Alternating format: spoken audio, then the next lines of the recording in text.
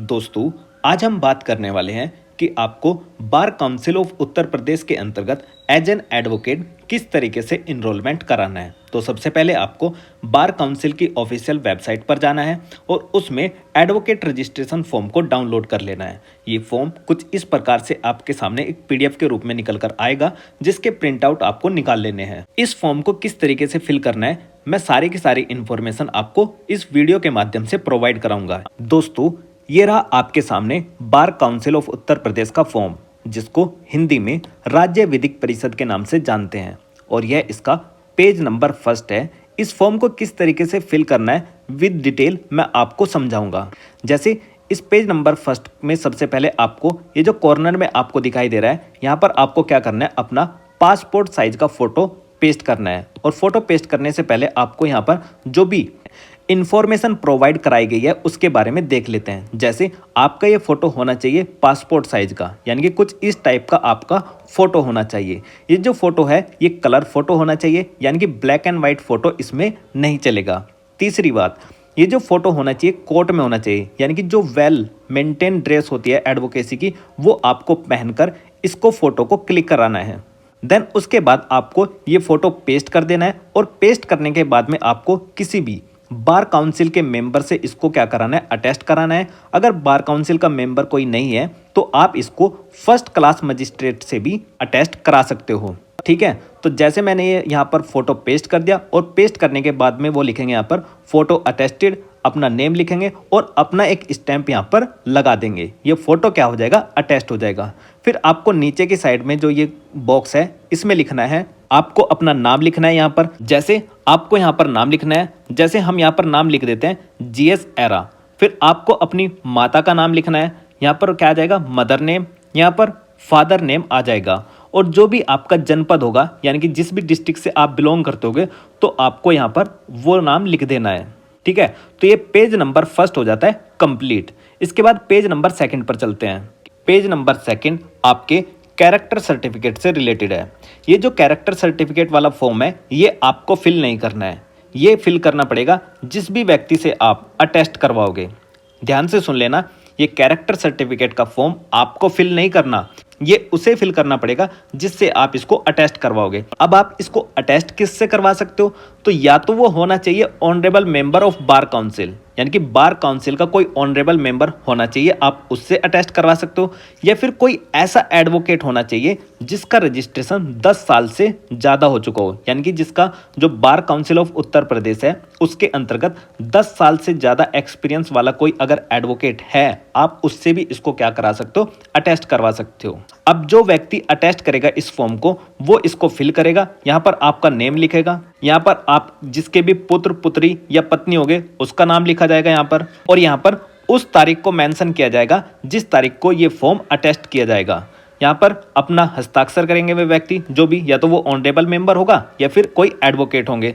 यहाँ पर अपना पूरा नाम लिखेंगे, यहाँ पर अपनी रैंक मेंशन कर देंगे, और जो भी उनका रजिस्ट्रेशन नंबर होगा वो यहाँ पर मेंशन किया जाएगा।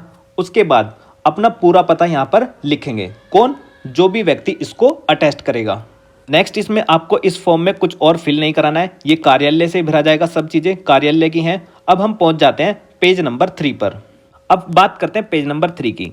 इसमें आपको अपना फोटो पेस्ट करना है। फोटो वही होना चाहिए जो आपने फर्स्ट पेज पर लगाया था, और इसके साथ भी सेम सिचुएशन है कि अटेस्ट करना चाहिए, और इस पर यहाँ पर स्टैंप होना चाहिए। इस तरीके से कोई भी कर सकता है, वो जेएम फर्स्ट हो सकता है या फिर honourable member of bar council हो सकता है।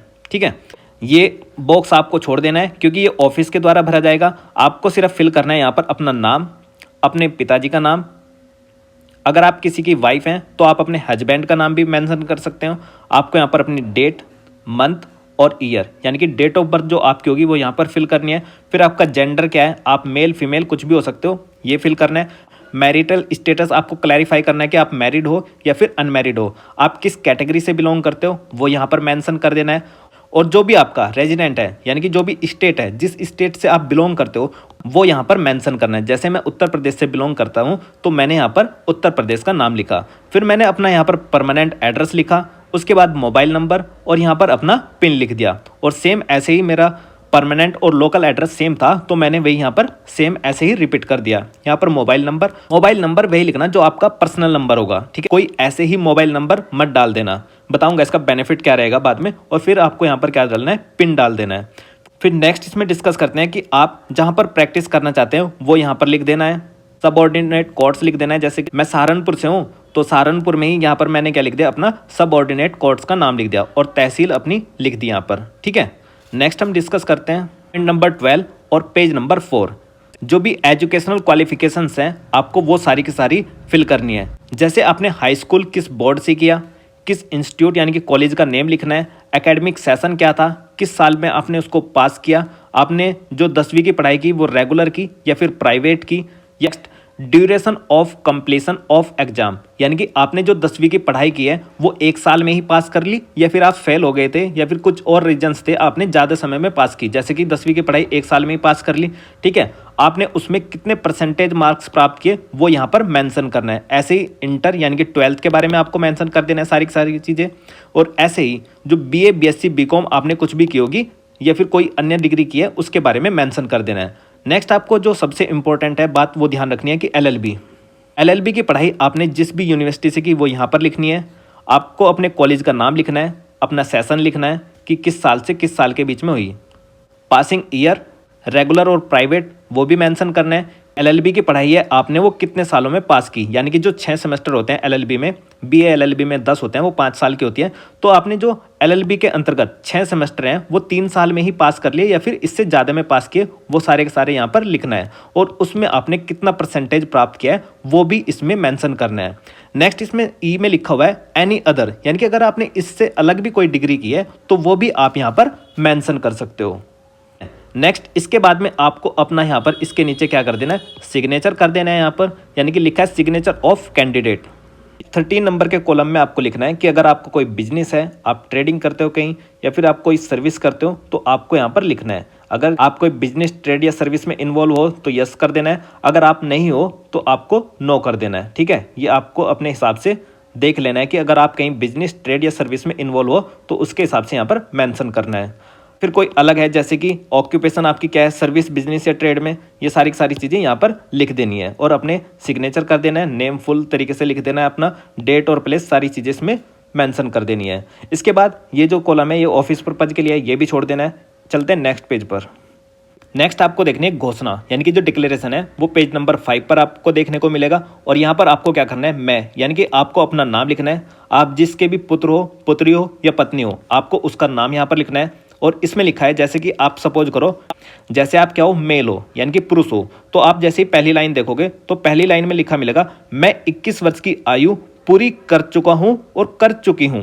तो आपको चुकी हूं काट देना है, क्योंकि आप पुरुष हो यानी कि मेल हो तो कर चुका हूं। इस तरीके से सारे के सारे उसमें आपको कट कर देने हैं, करती हूं, ये सारी की सारी चीजें आपको ध्यान रखनी है। नेक्स्ट इसमें सबसे नीचे आपको जाना है, यहाँ पर आपको एक स्थान लिखना है जहाँ पर भी आप क्या करना चाहते हो, प्रैक्टिस करना चाहते हो। यहाँ पर स्थान, तारीख और अपना नाम और अपने सिग्नेचर इस तरीके से आपको लिख देना है। नेक्स्ट पेज पर चलते हैं, पेज नंबर 6। इस पेज नंबर 6 में आपको क्या करना है, अपना नेम लिखना है। आप जिसके भी पुत्र पुत्री या फिर पत्नी हो यहाँ पर उसका नाम, स्थायी निवास जो भी आपका परमानेंट एड्रेस है, पोस्ट आपका लोकल का जो थाना होगा उसका नाम, जिला क्या लगता है आपका, पिन कोड क्या लगता है, ये सारी चीज़ें आपको लिख देनी है। नेक्स्ट हम देखते हैं, देखो इसमें फॉर्म में ना आपको सारी की सारी बातें आपको ध्यान से अगर पढ़ोगे ना, आपको किसी से कुछ भी पूछने की ज़रूरत नहीं है। मैटर ये करता है कि आप इस फॉर्म को कितने ध्यान से देखते हो। जैसे कि इसकी हर एक लाइन को आपको पढ़ना है, क्योंकि हमें जानना भी तो चाहिए ना भाई, हम एज एन एडवोकेट यानी कि अधिवक्ता अधिनियम 1961 के अंतर्गत हम अपना रजिस्ट्रेशन करा रहे हैं और हम क्या बनने जा रहे हैं, अधिवक्ता यानी कि एडवोकेट बनने जा रहे हैं। अभी आप क्या हो, सिर्फ LLB की डिग्री आपने ली है, अभी आप क्या हो, वकील हो, आप अभी तक एडवोकेट नहीं बने हो। जब आपका रजिस्ट्रेशन, इनरोलमेंट इस बार काउंसिल के अंतर्गत हो जाएगा तब आप क्या बनोगे, एक अधिवक्ता बनोगे, एडवोकेट बनोगे। अभी आप क्या हो, सिर्फ क्या हो, वकील हो, यानी कि आप क्या हो, वकील साहब हो, ठीक है। नेक्स्ट ऐसे ही हम देखते हैं, इसमें जो नेक्स्ट कॉलम है इसमें लिखा है, यहाँ पर आपको अपना नाम लिखना है और ये नाम जो लिखना है वो अंग्रेजी में लिखना है, यानी कि कैपिटल लेटर में। जैसे कि यहाँ पर आपको A ABCD इस तरीके से आपको अपना नाम लिखना है, जो भी आपका नाम होगा। ऐसे ही आपको अपने फादर का नेम लिखना है, ये भी क्या होना चाहिए, अंग्रेजी में होना चाहिए। ठीक है, अब देखो जैसे हमने ABCD लिखा, इसके नीचे आपको अपना नेम यहाँ पर क्या करना है, हिंदी में लिखना है, और ऐसे ही अपने पिताजी का नाम भी यहाँ पर क्या करना है, हिंदी में लिखना है। आपको अपनी डेट ऑफ बर्थ, जो भी आपकी डेट ऑफ बर्थ होगी वो न्यूमेरिकल में यहाँ पर लिखनी है, और देखो शब्दों में वो यहाँ पर लिख देनी है। ठीक है, ये सारी की सारी चीज़ें आपको यहाँ पर फिल कर देनी है। नेक्स्ट हम बात करते हैं इसमें देय शुल्क, जो इसके लिए फीस है वो यहाँ पर आप देख लेना। आप जिस भी कैटेगरी से बिलोंग करते होगे, इन कॉलम्स में आपकी फीस डिफाइन की गई है कि आपको इतने रुपए का एक बैंक ड्राफ्ट बनवाना है, और वो जो बैंक ड्राफ्ट बनवाना है वो बार काउंसिल ऑफ उत्तर प्रदेश इलाहाबाद के नाम से बनवाना है। यानी कि जैसे आप सपोज करो आप जनरल कैटेगरी से बिलोंग करते हो और आपकी एज है 38 ईयर से कम, तो आपके लिए फीस कितनी होगी, 16,665 रुपये। और इस 16,665 का आपको बैंक में जाकर एक ड्राफ्ट बनवाना है। ये ड्राफ्ट किसके नाम से होगा, बार काउंसिल ऑफ उत्तर प्रदेश इलाहाबाद के नाम से। सपोज करो कि कोई SC ST का बंदा है और उसकी एज कितनी है, 38 ईयर से कम है, तो उसके लिए कितना होगा, 13,540 होगा। अब कुछ लोगों के माइंड में कंफ्यूजन होगा कि यार यहाँ पर जो ये कॉलम्स दिए गए हैं, इन कॉलम्स में कहीं भी आपको OBC के नाम का देखने को नहीं मिलेगा। तो भाई देखो OBC के लिए भी यहाँ पर फीस कितनी सबमिट हुई थी, 16,665 हुई थी जब मैंने कराया था। I belong to OBC and जो मेरा डिमांड ड्राफ्ट बना था वो 16,665 रुपये का ही बना था। ठीक है, ये मैं आपको अपना पर्सनल एक्सपीरियंस शेयर कर रहा हूँ। ठीक है, अब ये फॉर्म भी फिल हो गया। अब इसके बाद चलते हैं पेज नंबर 6 के बाद पेज नंबर 7 में। अब देखो फिर से यहाँ पर वही कंडीशन कि आपको क्या करना है, अपना फोटोग्राफ जो है आपका यहाँ पर पेस्ट करना है, और उसको बार काउंसिल ऑफ यूपी का जो भी मेंबर होगा उससे अटेस्ट करवा लेना है, या फिर फर्स्ट क्लास मजिस्ट्रेट जो भी होगे आप उससे अटेस्ट करवा सकते हो। फिर आपको अपना यहाँ पर नेम लिखना है, और ये नेम वही होना चाहिए जो भी आपकी LLB की डिग्री में लिखा हुआ है। आपको अपना फादर नेम, जो भी आपका स्टेट है यानी कि रेजिडेंट है, वो आपको यहाँ पर मेंशन करना है। आपको अपना परमानेंट एड्रेस सारा का सारा यहाँ पर लिख देना है पिन कोड के साथ में। ऐसे ही जो आपका लोकल एड्रेस होगा जहाँ पर कोई भी क्या कर सके, कम्युनिकेशन कर सके, यानी कि जो सपोज करो कि आपने इनरोलमेंट कराने के लिए जो आप ये फॉर्म फिल करके बार काउंसिल ऑफ उत्तर प्रदेश में भेजोगे, वहाँ से आपका क्या आएगा, एक कार्ड आएगा और एक लेटर पर एक प्रॉपर तरीके से सर्टिफिकेट आएगा बना हुआ कि आप क्या हो चुके हो, एज एन एडवोकेट इस तारीख को आप इनरोल हो चुके हो बार काउंसिल ऑफ इलाहाबाद के अंतर्गत। वो जहां पर आएगा उसके लिए एड्रेस मांगा जा रहा है ये बार बार। ठीक है, तो आपको ये जो लोकल एड्रेस है ये कम्युनिकेशन के लिए है भाई, जहां पर वो क्या कर सके, आपका कार्ड और एक लेटर प्रॉपर तरीके से वेल मेंटेन तरीके से आएगा बन के, वो क्या कर सके, यहाँ पर भेज सके। तो आपको ये दोनों के दोनों एड्रेस बहुत अच्छे तरीके से लिखना है विद पिन कोड। नेक्स्ट आपको ध्यान रखना है कि जहां पर भी आप प्रैक्टिस करोगे यहाँ पर वो लिखना है, सबऑर्डिनेट कोर्ट लिखना है, अपनी तहसील लिखनी है, आपकी डेट ऑफ बर्थ यहाँ पर आएगी, आपका जो भी लिंग है यानी कि आप मेल हो सकते हो फीमेल हो सकते हो, आपको अपना सेक्स डिफाइन करना है कि आप मेल हैं या फीमेल है। नेक्स्ट जो भी आपका मैरिटल स्टेटस होगा, अनमैरिड और मैरिड का, SC ST OBC जनरल जिस भी कैटेगरी से आप बिलोंग करते हो यहाँ पर लिखनी है। नेक्स्ट जो age of candidate on the date of application, यहाँ पर आपको अपनी डेट ऑफ बर्थ नहीं लिखनी है, आपको यहाँ पर क्या करना है, अपनी एज लिखनी है। तो एज और डेट ऑफ बर्थ में क्या डिफरेंस है, तो देखो जिस दिन भी आप पैदा हुए वो क्या होती है, आपकी डेट ऑफ बर्थ हुई। और इसने कहा है कि आपको यहाँ पर क्या करना है, जिस दिन एप्लीकेशन फॉर्म यानी कि जो एप्लीकेशन आप फिल कर रहे हो, डेट ऑफ बर्थ से लेकर जिस दिन भी आपने इसको फिल किया है यहाँ तक के जितने भी दिन होते हैं आपको उनके बारे में यहाँ पर लिखना है। जैसे एक एग्जाम्पल सेट कर लेता हूँ कि आपके डेट ऑफ बर्थ से लेकर आज तक के 400 दिन हो चुके हैं। हालांकि 400 में क्या होगा, एक साल से ऊपर का व्यक्ति होता है वो बार काउंसिल में इनरोल नहीं करा सकता, लेकिन मैं एक एग्जांपल बता रहा हूँ। तो 400 में क्या हुआ कि 365 का तो क्या हुआ, एक साल हो गया, उसके बाद में 30 दिन का एक महीना मान लिया, तो ये कितने हो गए 395, और अलग से कितने बचे 5 दिन। तो आपको इस तरीके से लिखना है कि 5 दिन हो चुके हैं और एक महीना हो चुका है और एक साल हो चुका है। तो इनका मतलब क्या हुआ कि ये कुल मिलाकर कितने दिन हो गए, 400 दिन हो गए। ठीक है, ये आपको कैलकुलेट करना है अपनी डेट ऑफ बर्थ से लेकर जिस दिन भी आप एप्लीकेशन फॉर्म फिल करते हो उस दिन के दिन काउंट करने हैं। फिर उन दिनों को आपको ईयर में कन्वर्ट करना है, मंथ में और डेट में। ठीक है, गूगल में कर लेना, जल्दी हो जाएगा। नेक्स्ट हम फॉर्म फिल करते हैं। ये आपको अपना यहाँ पर पत्र व्यवहार का पता यानी कि जहाँ पर भी आपको कम्युनिकेट किया जाएगा यहाँ पर नाम, फादर नेम, पूरा पता एक तरीके से प्रॉपर वे में, आपको अपना मोबाइल नंबर जो भी आपका चल रहा होगा एक्टिवेट होगा, और यहाँ पर आपको अपना पिन कोड करना है फिल। ठीक है, नेक्स्ट हम करते हैं। नेक्स्ट आपको पेज नंबर 9 पर जब आप देखोगे तो यहाँ पर आपको साइड में क्या मिलेगा, एक फ़ोटो चिपकाने के लिए एक कॉलम मिलेगा। लेकिन ध्यान रखना कि इस बार जो ये फ़ोटो है, ये फ़ोटो प्रमाणित नहीं होना चाहिए, यानी कि अटेस्टेड नहीं होना चाहिए। आपको इसको सिंपल तरीके से क्या करना है, ऐसे ही पेस्ट कर देना है, इसको अटेस्ट नहीं करवाना है। ठीक है, नेक्स्ट इसमें आपको अपना नेम लिखना है, डेट ऑफ बर्थ यहाँ पर शब्दों में लिखनी है, फादर नेम, आप मैरिटल स्टेटस को क्लैरिफाई करोगे कि आप मैरिड हो अनमैरिड हो, कास्ट, मकान नंबर, गांव, पोस्ट, थाना, जनपद, पिन, ये सारी की सारी चीज़ें आप क्या करोगे यहाँ पर लिख दोगे।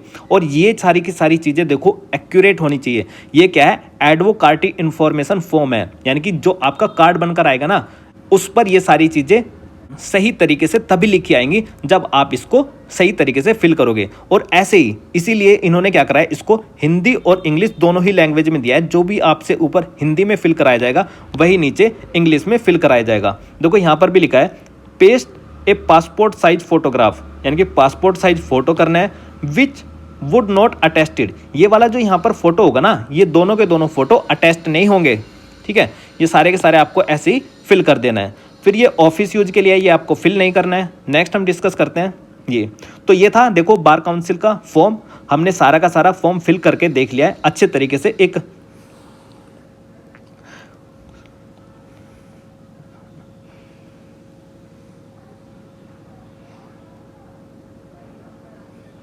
नेक्स्ट है प्रारूप शपथ पत्र। इस प्रारूप शपथ पत्र में आपको अपना यहाँ पर नाम लिखना है, आप जिसके भी पुत्र हो, पुत्री हो या फिर पत्नी हो, उसका नाम लिखना है, अपनी उम्र, निवास, ये सारी चीज़ें आपको लिखनी है कि आपकी डेट ऑफ बर्थ ये है, आपने हाई स्कूल की परीक्षा इस दिन पास की थी। देखो एक बात मैं आपको यहाँ पर बताना चाहूँगा, ये जो प्रारूप शपथ पत्र है ना, आप क्या करिए, ये सारी की सारी जितनी भी बातें लिखी हुई हैं, ये सारी यहाँ से यहाँ तक, इस सारी की सारी इन बातों को आप क्या करिए, एक 10 रुपये के ई स्टाम्प पर क्या करिए, आप निकलवा लीजिए।